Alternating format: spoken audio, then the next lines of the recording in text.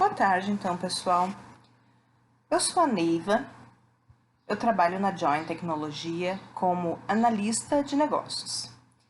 Desde o início deste ano, eu tenho trabalhado bastante como agilista, trazendo para dentro da empresa cada vez mais treinamentos na área de Design Thinking, Scrum e outras metodologias e frameworks ágeis para ajudar a empresa a se desenvolver também nessa área.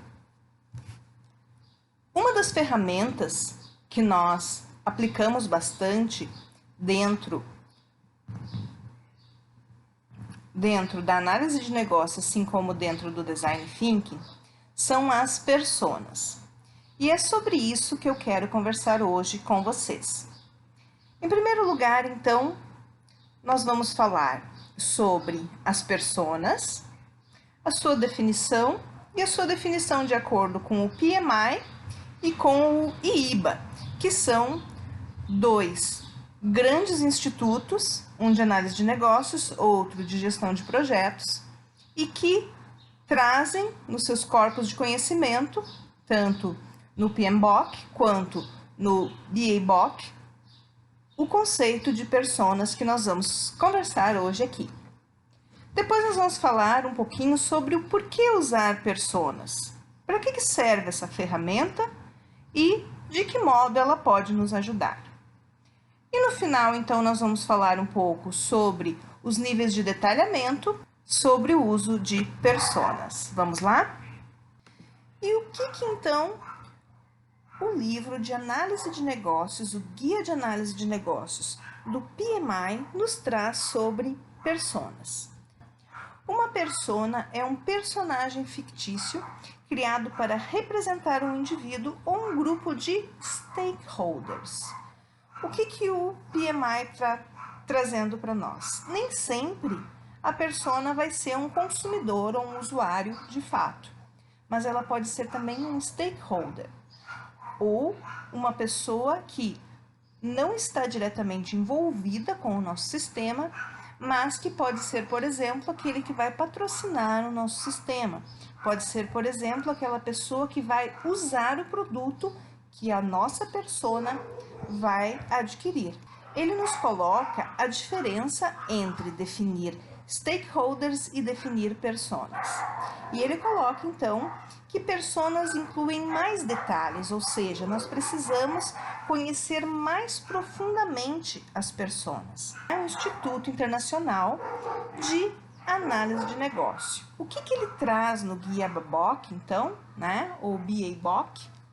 Ele nos traz quase o mesmo conceito, dizendo então que uma persona é definida como um personagem fictício ou um arquétipo, que exemplifica um modo típico como o usuário interage com um produto.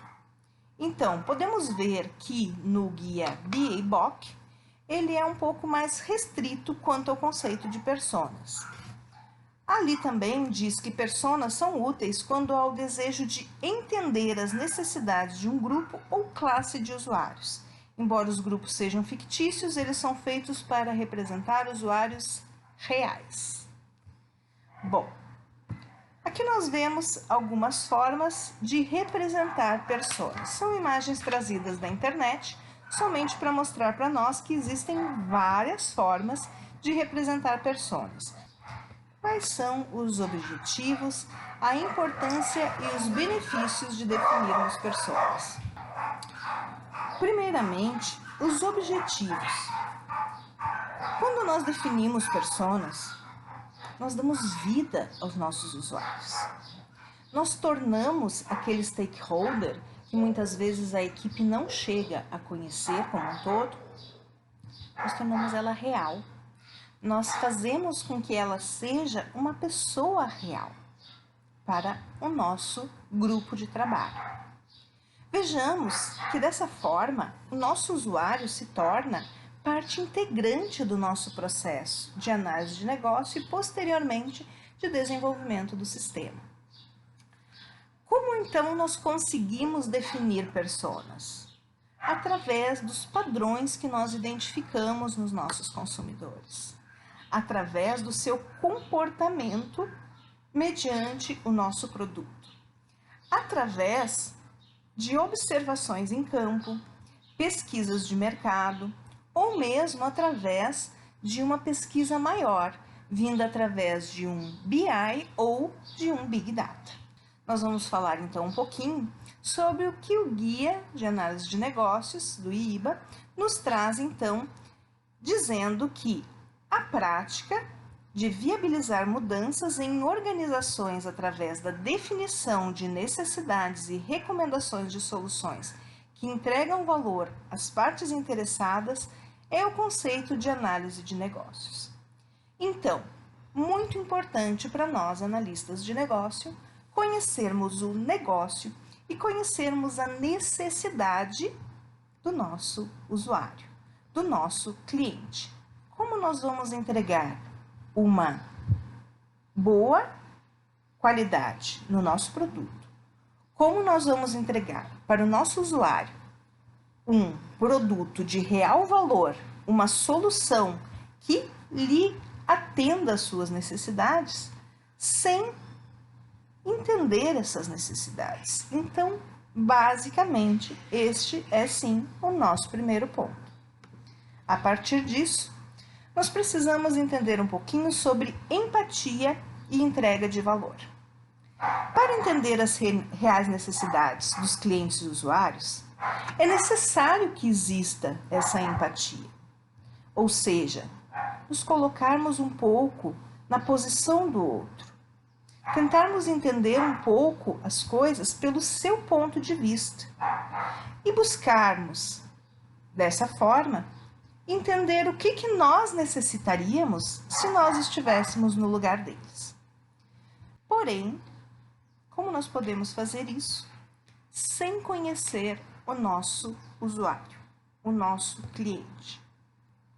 Então, qual a importância da definição de personas? Depois de tudo que a gente viu, já fica mais claro para nós que a análise de negócios pode ser muito mais efetiva e estratégica quando ela alcança o seu público.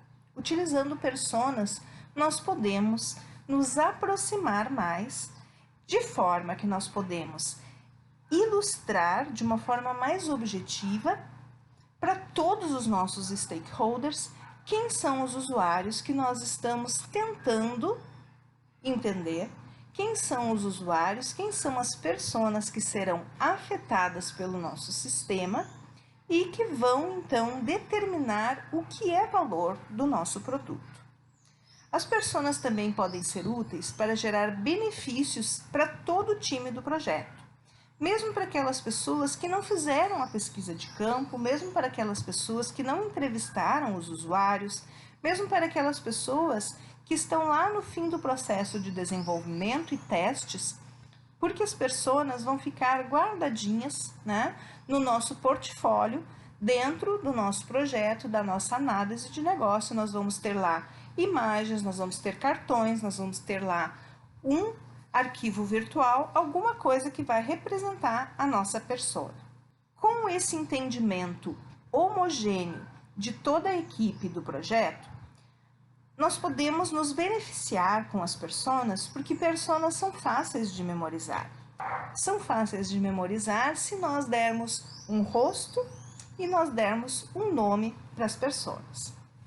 Então, saber quem nós estamos buscando atender através da entrega de valor de um novo produto ou de um novo serviço, aí sim nós poderemos dizer que nós sabemos a necessidade dessa persona. Afinal de contas, nós sabemos como ela é.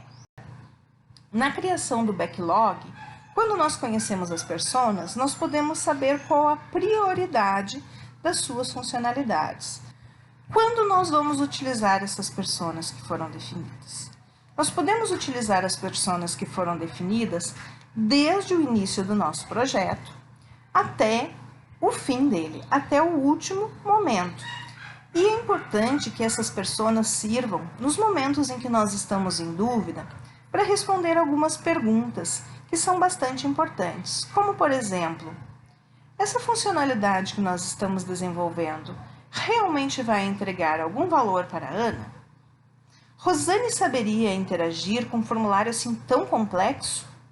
Será que este relatório que nós estamos fazendo facilitaria o trabalho da Elaine? E aí entra o nível de detalhamento e a quantidade de personas que nós precisamos desenvolver. E isso não tem a ver com o tamanho do nosso projeto. Tem a ver com o universo de pessoas que nós pretendemos atingir positivamente. Pessoas para quem nós pretendemos entregar valor, certo? Então, primeiramente, eu gostaria de falar sobre personas e protopersonas. O que são, então, protopersonas? Quando nós estamos iniciando um projeto e nós não queremos investir muito neste primeiro momento, definindo este nosso público-alvo, estes nossos consumidores, então nós já temos uma pequena pesquisa sobre os nossos consumidores, nós já temos algumas informações e às vezes até são intuitivas sobre as nossas personas, então nós vamos criar protopersonas, que são nada mais do que personas que foram simplificadas para aquele primeiro momento do nosso projeto. Talvez nós não tenhamos todas as informações que nós precisamos neste momento sobre a nossa persona, mas nós já temos alguma informação e alguma coisa melhor do que nada, certo? Porém, isso não pode ser uma solução definitiva, ela é uma solução interina. Normalmente, elas vão conter algumas informações bem básicas. Quem é esse usuário? Um nome, uma imagem, os seus desejos, a sua personalidade. Alguns comportamentos e informações demográficas, como a sua idade, a sua profissão, aonde mora, pelo menos a cidade ou o estado. Também nós podemos colocar o ponto-chave, as necessidades e objetivos deste usuário, que é justamente o que vai nos guiar ao longo do nosso projeto. E as personas, comparadas às protopersonas, o que nós temos de diferencial? Quando nós vamos definir personas, nós devemos ter mais informações. O nosso conteúdo precisa ser mais substancial sobre as nossas personas. Então vejamos que nós precisamos de um maior nível de detalhe, e esse detalhe, muitas vezes, ele vai ter um custo mais alto, porque nós precisaremos, talvez, de um BI, talvez de um Big Data ou uma pesquisa de campo. Então, talvez nós precisemos pagar pessoas para irem até o local onde o nosso produto é vendido ou um concorrente é vendido, para analisar o público que está adquirindo aquele produto. Nós precisamos, talvez, uma pesquisa de mercado através de alguma ferramenta eletrônica. Nós precisaremos investir mais para conhecer o perfil do nosso consumidor, usuário ou cliente, com a nossa persona. Bastante importante, neste momento, nós comentarmos que as protopersonas, novamente dizemos, não são definitivas. E, além disso, elas podem, em algum momento, serem prejudiciais. Se elas não tiverem as informações completas que nós necessitamos, elas podem nos iludir, nos levando a acreditar em determinadas definições que podem não ser reais, porque nós não temos ainda uma pesquisa mais definitiva sobre quem são as nossas personas. E qual é a quantidade de personas? Como eu vou saber quando parar de definir personas? Muito importante que as personas devem expressar necessidades reais, frustrações, desejos, necessidades dos nossos usuários.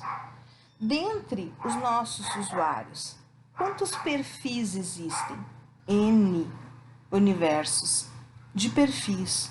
E sendo assim, se é esse público que eu quero atender, eu preciso saber, dentre ele, quais perfis de usuários teriam necessidades, gostos e desejos diferentes.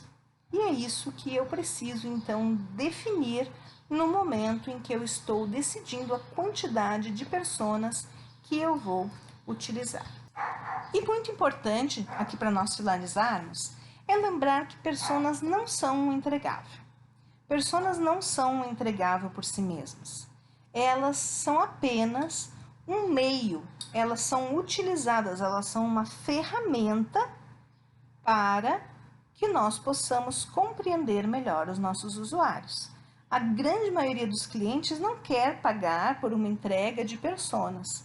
E se nós estamos fazendo personas apenas por fazer, nós estamos muitas vezes jogando tempo e dinheiro fora. Então, na realidade, nós precisamos utilizar a persona ao longo do nosso projeto e não colocar a persona como um entregável para o nosso cliente, porque muitas vezes ele nem sequer vai utilizar. Então, lembrando sempre que personas não são um entregável.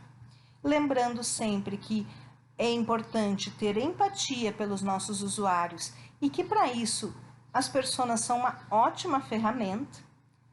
Aí nós entregamos para vocês esse conteúdo sobre personas para que vocês possam refletir um pouco sobre a importância desta ferramenta, da definição de personas para o seu projeto. Uma boa tarde a todos. Muito obrigada.